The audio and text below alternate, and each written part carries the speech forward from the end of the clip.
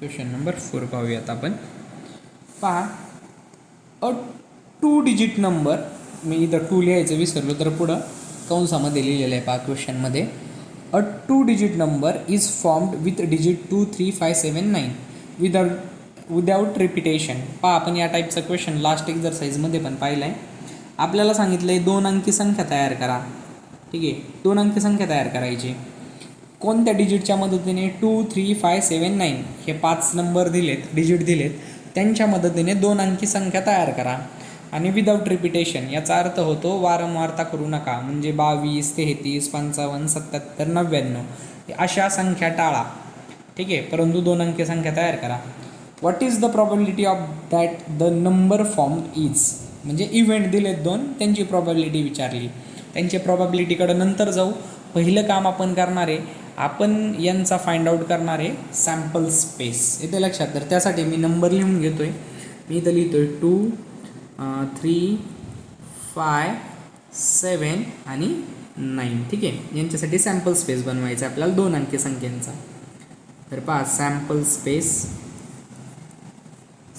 Space याला यसने denote करा.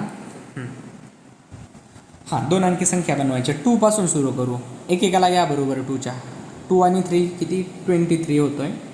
त्यानंतर 25, 2 आणि 5. त्यानंतर 2 आणि 7 घ्या 27. त्यानंतर 2 आणि 9 घ्या 29. बरोबर. त्यानंतर 2 झाला, 2 बरोबर झाला. आता 3 घेऊ. 3 आणि 2 किती होते? 32 होईल. 3 आणि 5 किती होईल? 35 होईल.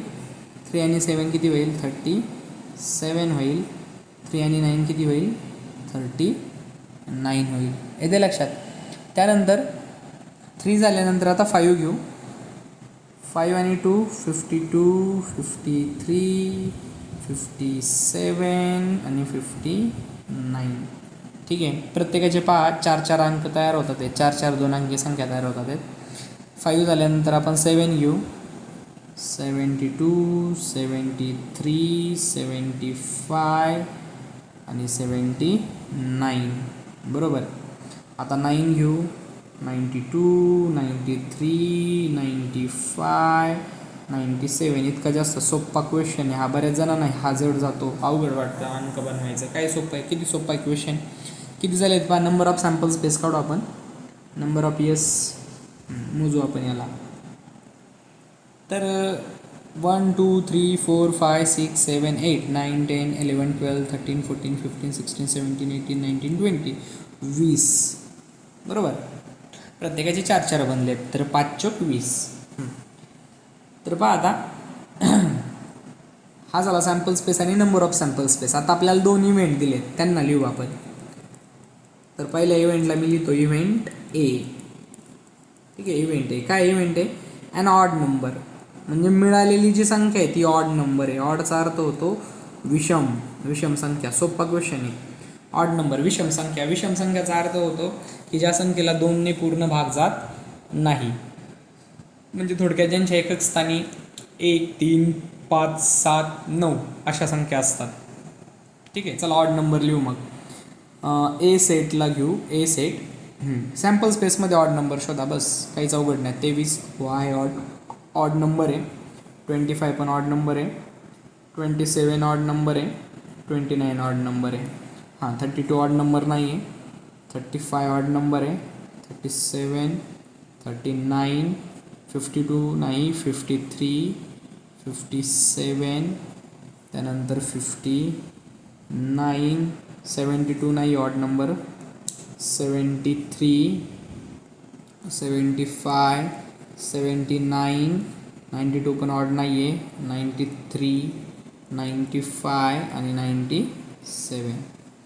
तर पहा 1, 2, 3, 4, 5, 6, 7, 8, 9, 10, 11, 12, 13, 14, 15 आणि 16. तर जवळपास 16 नंबर्स किंवा 16 एलिमेंट आम्हाला पाहायला भेटले. नंबर ऑफ ए किती येईल आमचा? 16 म्हणजेच 16. तर प्रॉबॅबिलिटी लगेच काढून घेऊ. प्रॉबॅबिलिटी ऑफ ए म्हणू. एसाठी प्रॉबॅबिलिटी काढतो आहे ना. तर नंबर ऑफ काय घ्यावा लागेल? ए घ्यावा लागेल. आणि नंबर ऑफ यस अपॉनला. बरोबर. चला व्हॅल्यू पुट करू. नंबर ऑफ ए किती आहे? 16 आहे. नंबर ऑफ यस किती आहे? 20 आहे. तर यामध्ये आपण या दोघांनाही लहान करता येईल, 4ने भाग जाईल, तर 4 चोक 16 आणि 4 पंचे 20. तर प्रॉबिलिटी ऑफ ए आम्ही काढलेली पहा 4/5. हा झाला इव्हेंट आहे. आता आपण जाऊ इव्हेंट बीकडं. इव्हेंट बी पाहूयात. इव्हेंट बी काय आहे? अ मल्टिपल ऑफ 5.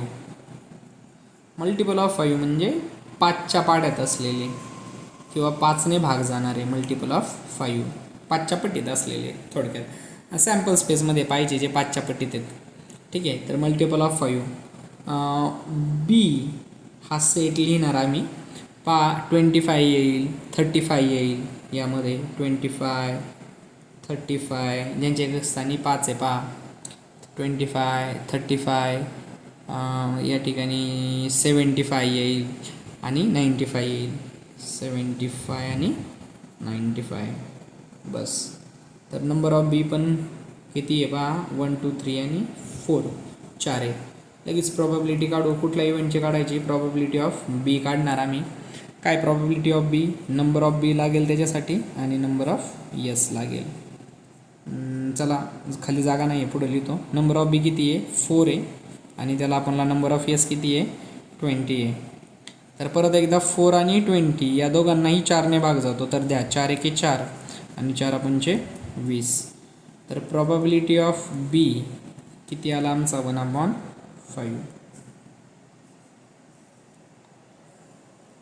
अशा पद्धतीने आमचा क्वेश्चन नंबर 4 सुद्धा झालेला आहे. असंच आपण क्वेश्चन नंबर 5कडे जाऊ. 5 हा शेवटचा क्वेश्चन आहे आपला. तो झाल्यानंतर आपला हा जो प्रकरणही संपेल आणि त्याचबरोबर आपला जो प्रॅक्टिस सेट आहे तो सुद्धा संपणार आहे. ठीक आहे. शेवटचा क्वेश्चन आहे. अवघड नाही, सोपाच क्वेश्चन आहे. प्रॉबिलिटी प्रकरणच ॲक्च्युअलमध्ये अवघड नाही आहे, प्रकरणच खूप जास्त सोपं आहे ते. ठीक आहे. चला पहिल्यांदा सॅम्पल स्पेस लिहू. काय सांगितले? Card is drawn at a random from a pack of well shuffled 52 playing cards. आपल्या पत्त्यांचा प्लेइंग कार्ड्स माहिती आहेत आपल्याला. ठीक आहे. 52 पत्त्यांचा बॉक्स कार्ड असतो, तो कार्डचा सेट असतो. बेसिकमध्ये पण शिकलो आहे आपण.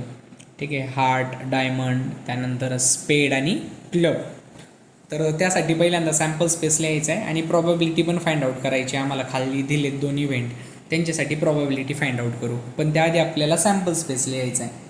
तर चला सॅम्पल स्पेस लिहू. Sample space yes.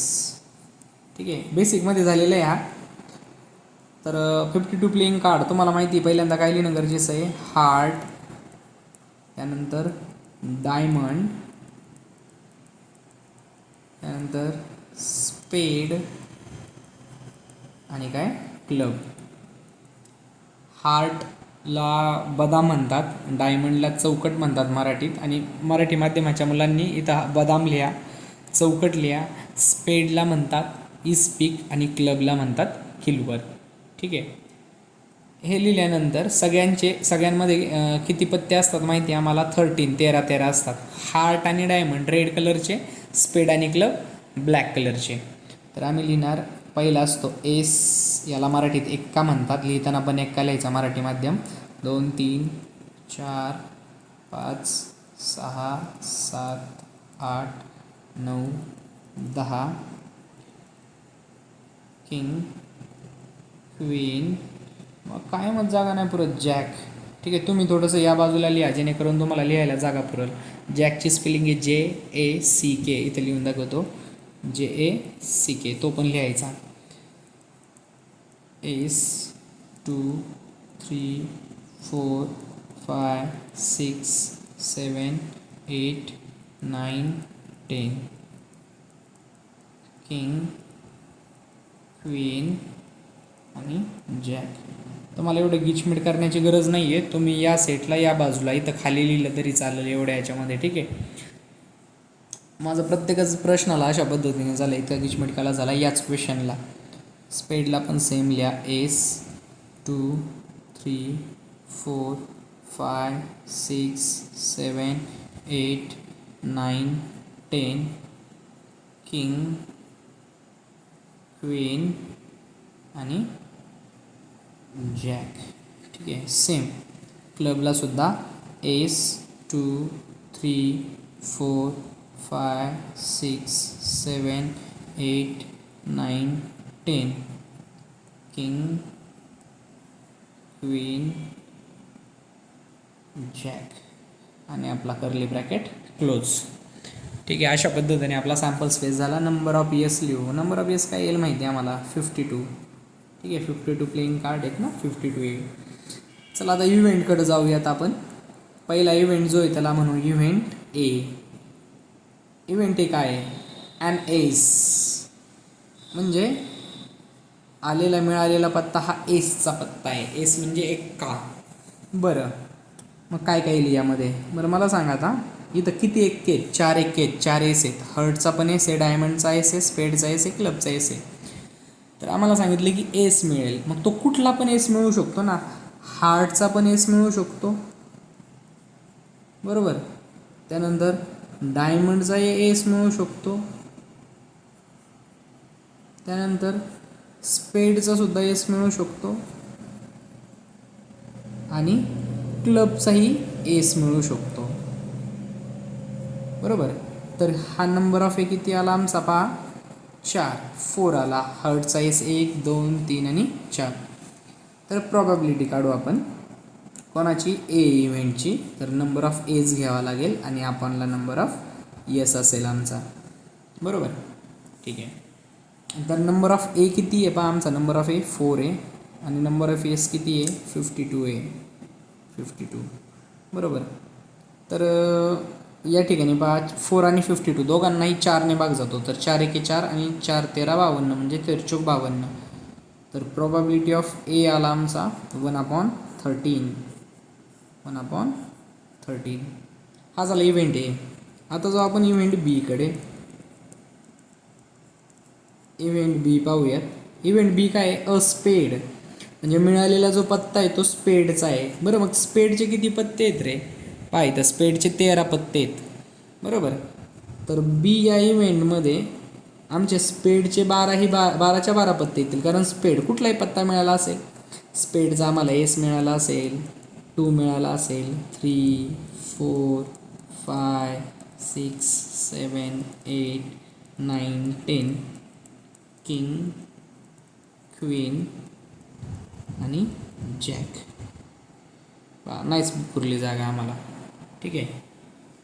तर हे 13 पत्ते मिळाले असतील आम्हाला.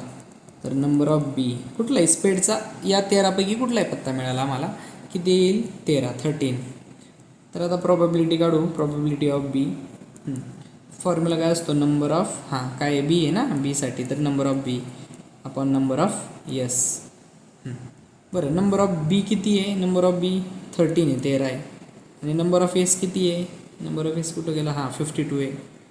तर परत एकदा 13 आणि 52ला लहान करू शकतो आम्ही. दोघांनाही भाग जातो 13ने. तर 13 1 13 आणि 13 52. तर प्रॉबॅबिलिटी ऑफ बी किती येईल आमचा? 1/4. ठीक आहे. प्रॉबॅबिलिटी ऑफ बी किती येईल? 1/4.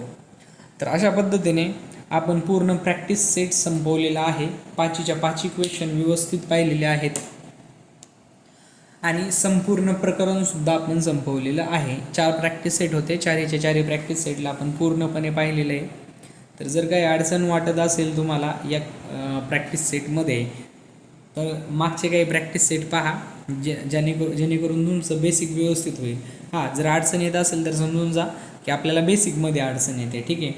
आपल्याला या प्रकरणाचा जो पाया आहे तो समजलेला नाही आहे. तो जर समजला असेल तर काही क्वेश्चनमध्ये तुम्हाला अडचण येणार नाही, इथे लक्षात. आणि सगळ्यात महत्त्वाचं म्हणजे फक्त व्हिडिओ पाहून वाचून काही होणार नाही आहे. तुम्हाला हे एक्झाम्पल सॉल्व करायचे.